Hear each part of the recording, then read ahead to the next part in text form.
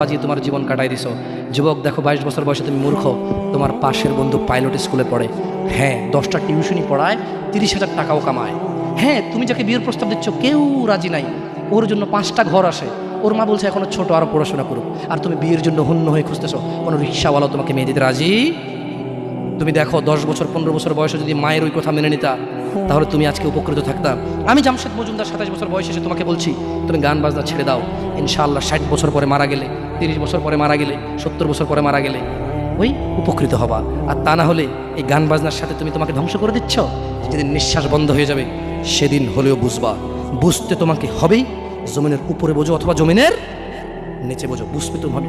শোনো, আল্লাহ কোনো কিছু বলেছে আর তুমি বুঝবা না, আহা হা, পার পাওয়া যাবে না। তবে তোমাকে বলি, যা করেছো করেছো, যা গান বাজনা শুনেছো শুনেছো, এবার আল্লাহকে ভয় করে সব ছেড়ে ইস্তেগফার করো, বলো আল্লাহ আমাকে ক্ষমা করেন, আমার এই 2 কানে গলিত সীসা ঢালিয়েন না ইয়া আল্লাহ। ছিলাম কিন্তু আমি উপলব্ধি করতে পারিনি, ইয়া আল্লাহ আজকে আমি উপলব্ধি করছি, আল্লাহ আমি আর কখনো বাদ্যযন্ত্র দিয়ে নিজেকে আনন্দিত করব না।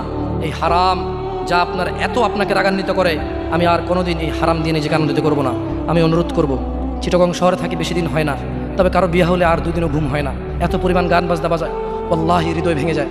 আল্লাহর কসম, কি দিয়ে বুঝে আপনাকে, মন চায় মারামারি করি, মন চায় গালাগালি করি, মন চায় ঝগড়া করি, মন চায় ওর বিয়ে ভেঙে দেই, মন চায় নিজে পুলিশের ওসি হয়ে ওদের সবগুলো বন্ধ করি, মন চায় রাজনৈতিক নেতা হয়ে লাঠিছোটা